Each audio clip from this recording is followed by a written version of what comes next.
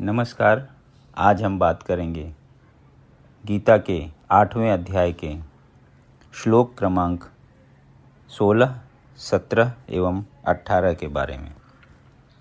आ ब्रह्म भुवना लोकाः पुनरावर्तिनो अर्जुन मामुपेत्य तु कौन्तेय पुनर्जन्म न विद्यते।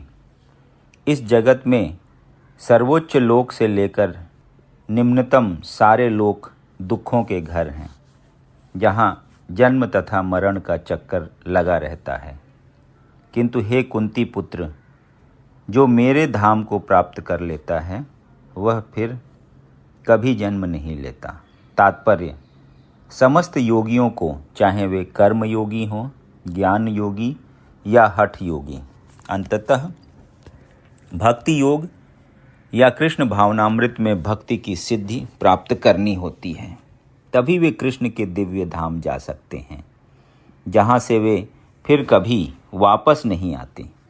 किंतु जो सर्वोच्च भौतिक लोकों अर्थात देवलोकों को प्राप्त होता है, उसका पुनर्जन्म होता रहता है। जिस प्रकार इस पृथ्वी के लोक उच्च लोकों को जाते हैं, उसी तरह ब्रह्मलोक, चंद्रलोक तथा इंद्रलोक जैसे उच्चतर लोकों से लोग पृथ्वी पर गिरते रहते हैं। छांदोग्य उपनिषद में जिस पंचाग्नि विद्या का विधान है, उससे मनुष्य ब्रह्मलोक को प्राप्त कर सकता है।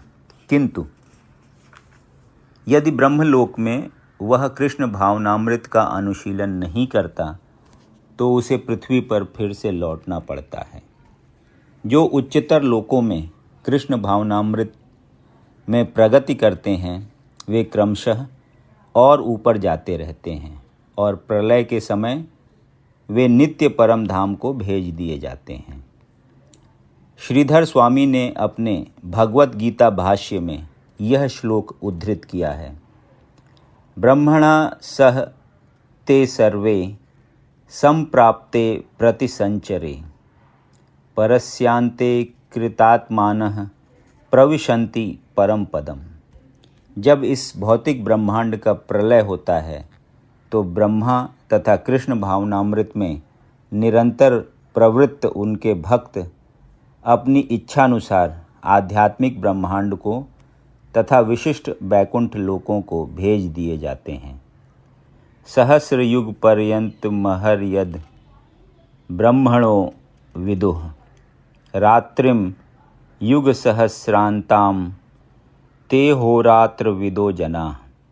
मानवीय गणना के अनुसार 1000 युग मिलकर ब्रह्मा का एक दिन बनता है, और इतनी ही बड़ी ब्रह्मा की रात्रि भी होती है।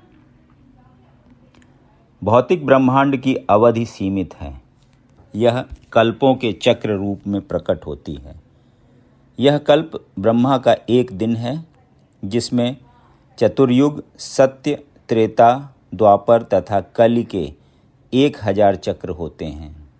सतयुग में सदाचार, ज्ञान तथा धर्म का बोलबाला रहता है, और अज्ञान तथा पाप का एक तरह से नितांत अभाव होता है। यह युग 17,28,000 वर्षों तक चलता है।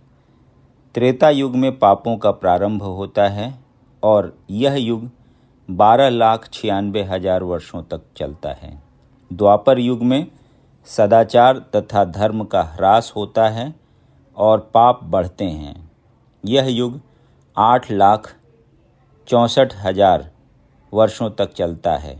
सबसे अंत में कलयुग, जिसे हम विगत 5,000 वर्षों से भोग रहे हैं, आता है, जिसमें कलह, अज्ञान, अधर्म तथा पाप का प्राधान्य रहता है और सदाचार का प्रायः लोप हो जाता है। यह युग 4,32,000 वर्षों तक चलता है।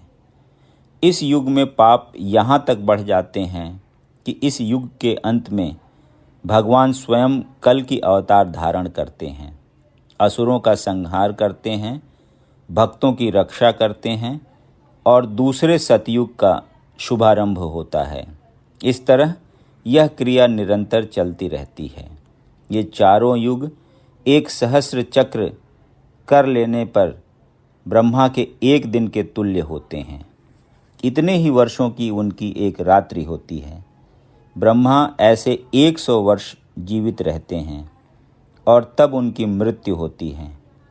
ब्रह्मा के ये 100 वर्ष गणना के अनुसार पृथ्वी के 3,11,040 खरब वर्ष के तुल्य है।